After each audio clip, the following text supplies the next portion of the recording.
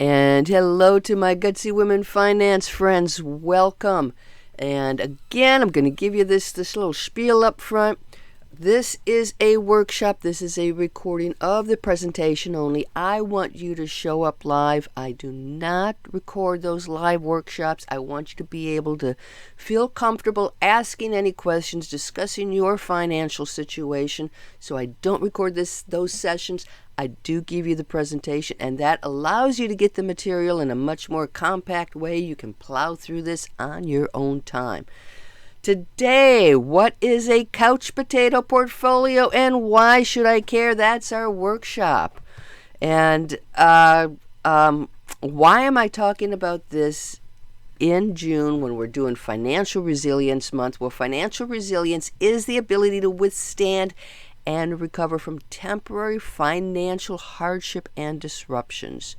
And financial resilience is part about your emotions, part about being calm when it looks like the economy is crumbled, when everything goes bad, because I'm going to tell you what, that's when people are ruled by their heart and not their brains, and that's when you can make a lot of mistakes that puts you in a much worse place financially. So a couch potato portfolio, as you're going to find out, can help you put things on automatic, take that emotional piece out of investing.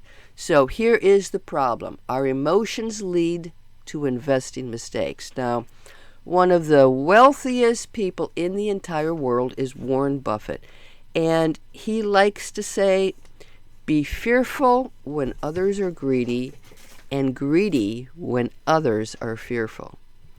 Okay? So what does that mean? He's referring to the stock market. So when the stock market is hot and everything's going up, everybody piles into stocks. Man, I got to get some of that Apple stock. I need some Amazon, It's just all going up. I got to change my portfolio so I'm 100% in stocks because they're just booming, right? Well, think of it as you're going to a store and you're shopping there and you've got all the full-priced and high-priced items over here.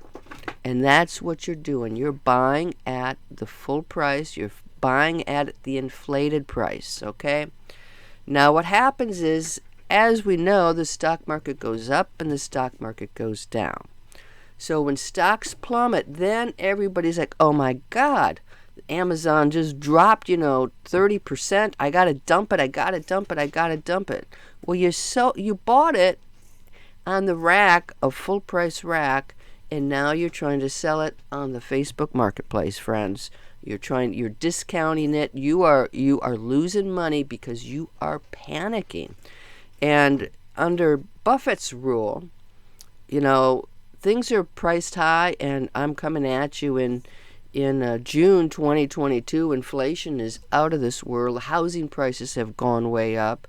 And if you don't need to buy during this time, don't. Put it off because inflation will come down, housing prices will come down, hopefully gasoline prices will come down. You don't have a choice of buying that generally, but buy when it's on sale. So go back to the clearance rack and grab your stocks then. That's the message that Warren Buffett is sending us. So when stocks plummet, yes, most investors freak out and start to sell, and then they'll also maybe go ultra conservative. Well, I've got to put it all now in my mattress. So move it all into bonds, stick it into savings. Now, investors have this tendency, many of us think that they can outsmart the market.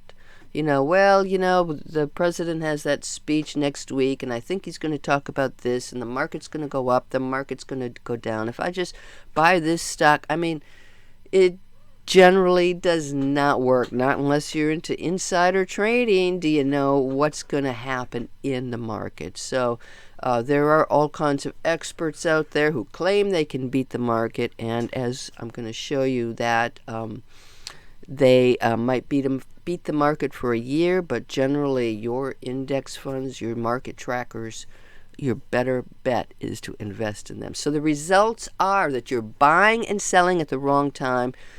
Also, if you go ultra conservative, you don't have, or alt stocks, you don't have that diversification, and that can lead to big losses.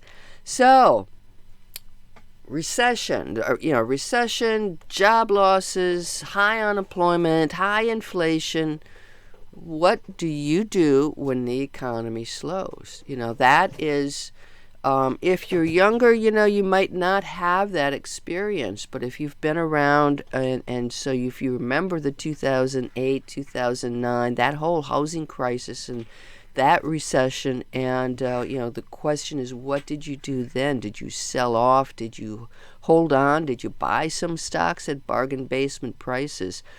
So part of this is knowing your own tendencies. Do you panic? Do you listen to all that stuff out there and sell at the bad times? So part of all of investing is knowing what your tendencies are and subverting the bad ones, okay? So like, I'm great at buying stocks, but I'm not always good at selling them. So I've learned that, I've hung on to stocks that have gone way down. Other times I have, I sold a stock prematurely. I have learned that I can't time the market, okay? And that is something that I keep in the back of my mind when I'm making investing decisions. All right, let's get to the heart of it. What is a couch potato portfolio? A couch potato, you're hanging out, you're just sitting on the couch, you're not doing much. You don't have to be very active, and that is the idea of a couch potato portfolio. You have some investments, and they sort of run on autopilot. They are designed to weather the changing market conditions. They don't require you to go in and make all these different changes. Maybe once a year you rebalance to make sure your percentage is what you want it to be. But that's about it. Now, the key investments here are index funds or ETFs. ETFs are exchange traded funds, and they are really the same thing. An index fund, both of these, and back up, both of these just track the market. So you can buy an S&P 500, which is Standard & Poor's 500, those top 500 companies. You can buy an index fund of that. You can buy an ETF of that. You can buy an index fund of U.S. Treasuries. You can buy an index fund of small caps. You can buy an index fund of almost any stocks and bond type. Now, the index funds, people tend to hold those. That tends to be your long-term retirement portfolios. You'll see, if you open up your investments, and hopefully you've got a retirement plan that includes index funds, those are sold at the end of the day. The market closes, then you can buy and sell index funds. So if you put in a purchase, it's just held until the market closes. ETFs, you can buy and sell throughout the trading day. So sometimes you'll see ETFs more in your, your investments that you make outside of your retirement account. It is the same thing, different terms, but these all just track the market over a period of time. Now, Warren Buffett, whom I just mentioned, has a like a contest. Like, I don't know what it is. Like, I'll give you $1 million if you can beat the index fund for, so many years in a row.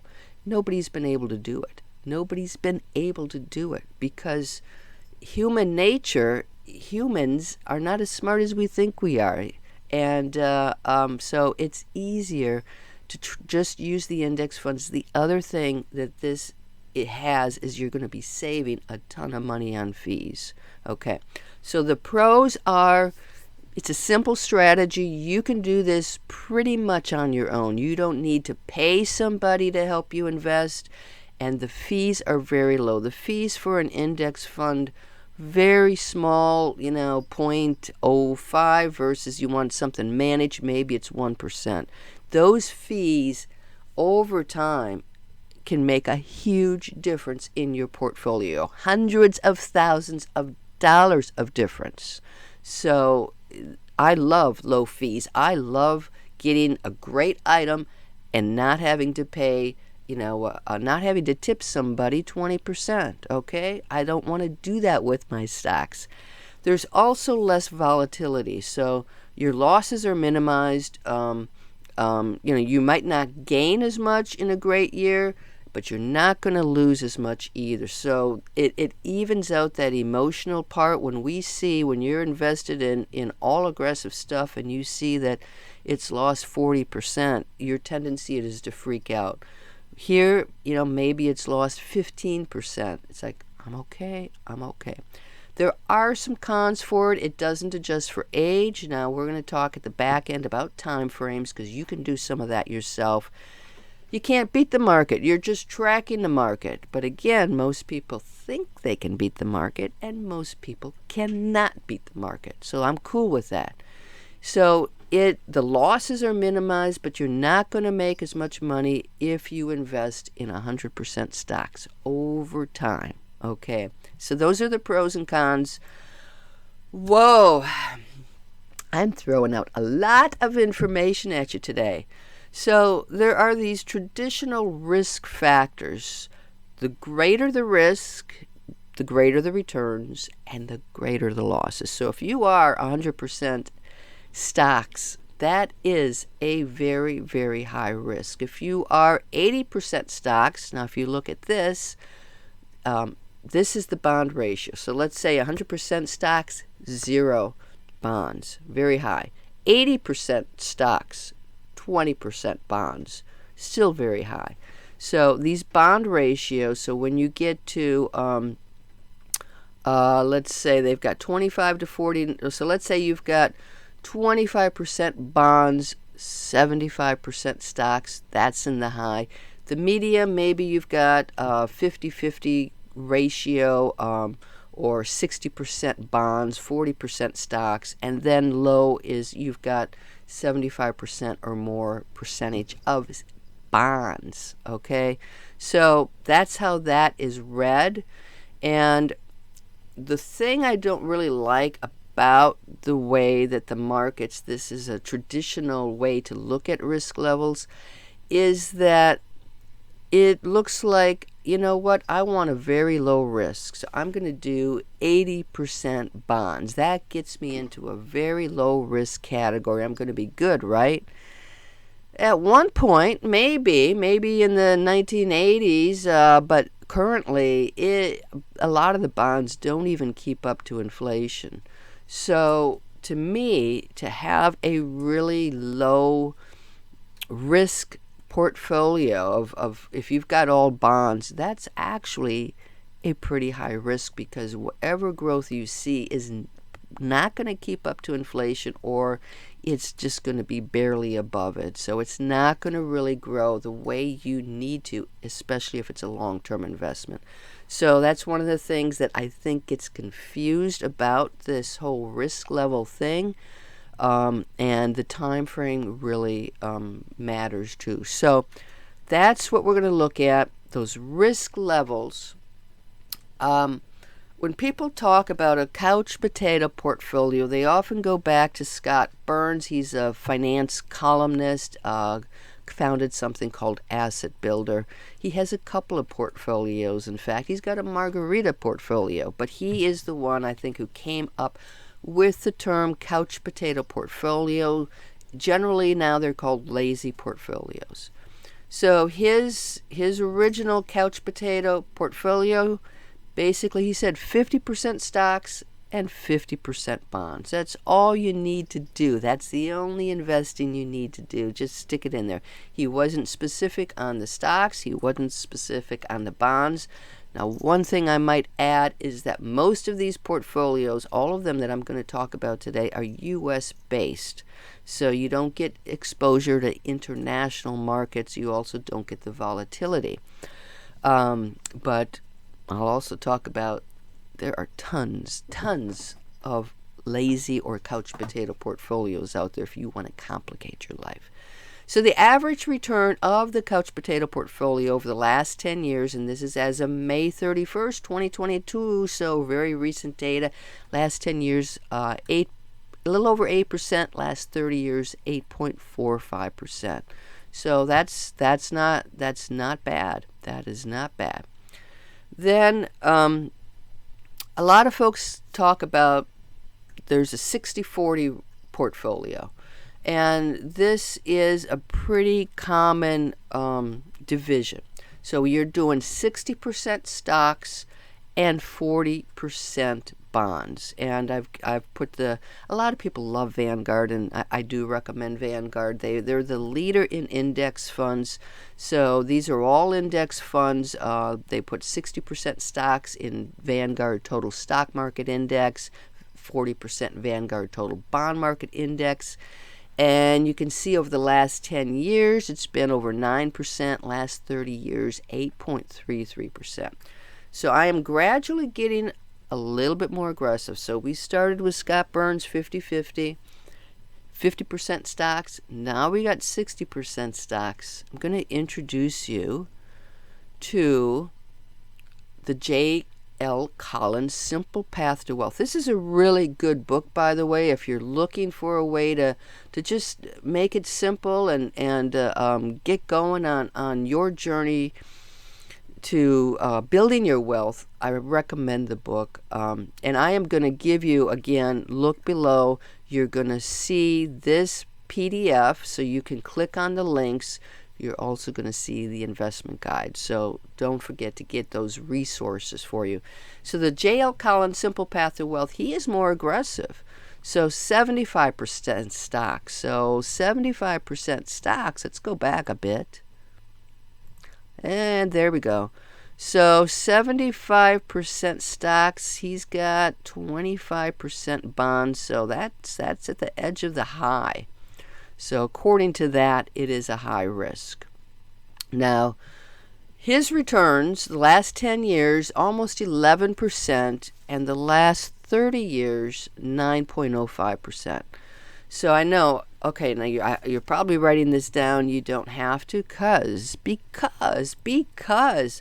I wanted you to see how this looks over time. So the 50-50 portfolio, you can see that it is more conservative, and let's look at the 10-year average, 8%. As we have gotten more aggressive, so you've got the J.L. Collins 75-25, now you're up to 11%. Now, one of the questions that you may have, that I had, is like, you know what? Why don't I just put it all into stocks? If you have a 30-year time frame and you are willing to take that risk and can ride out the huge roller coaster on the stocks, go for it. You know, if you can do that, you can put it all into stock index funds. Most people cannot do that. There's also, this is past performance. We don't know what it's going to be like over the next 10 years. We don't know what's going to happen in the next year. So the worst period of those stocks over that 30-year average was March 2008 to February 2009, down 43%, okay? So imagine it's March 2008 and you've spent years building $1 million portfolio. Yay, you built it, you did it. By February 2009, you're left with $570,000. It plummeted 43%. How would that make you feel? From $1 million to just over $500,000. Okay? So you can see there's a tendency, like, I better take out what I can because it's going to be worth nothing in another 6 months. So people panic sold, and the markets came back. So by 2010, you were back to where you needed to be. But you don't want that type of a roller coaster, I'm guessing. So that is the danger of investing 100% in stocks, especially if you don't have that time period. So yeah, this is, so as you become more conservative, your losses are less, your gains are less. As you get more aggressive, more into the stocks, your losses are greater, your gains are greater. So keep that in mind. All right, if you want to see a whole list, so I gave you 3 couch potato portfolios, and they all just depend on stocks and bonds.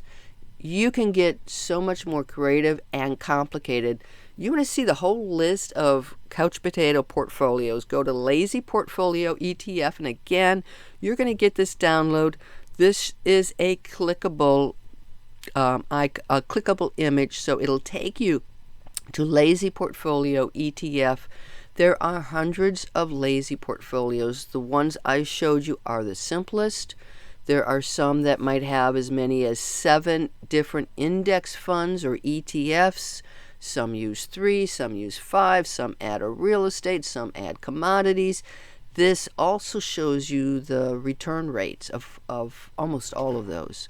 So it's a really good source, but it can confuse you. If you're younger, I really like the J.L. Collins Simple Path to Wealth, the 75-25 split. So if it's that easy for you, you can do it. So the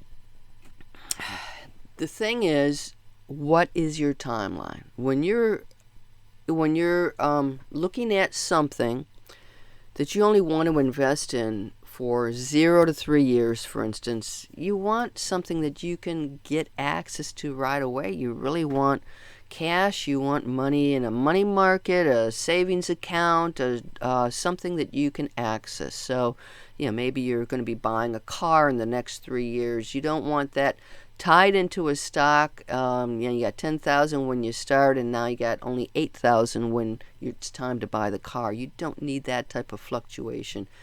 The medium term, 4 to 9 years, you can get a little bit more aggressive. You can be more stocks. Long term, if you've got more than 10 years, you can do more stocks. So certainly think about your timeline. And now you're probably wondering, well, this all sounds pretty good, but how do I do this? Do I need an investment advisor? You're working with Dr. Brenda. You can do this on your own, my friend. You can. The 2 best places that I love to use are Vanguard. That is where I've got now almost all of my portfolio in Vanguard, but that is heavily into retirement funds. If you can use Vanguard index funds for your retirement pot, that is, to me, the way to go. Their website's a little clunky.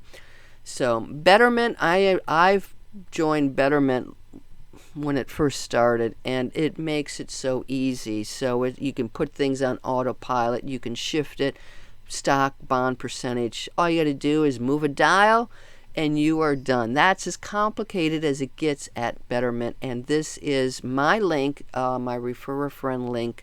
So please hit that, and maybe you'll get a good deal. So that is where I go to invest, and in the article down below, I have the investment planner.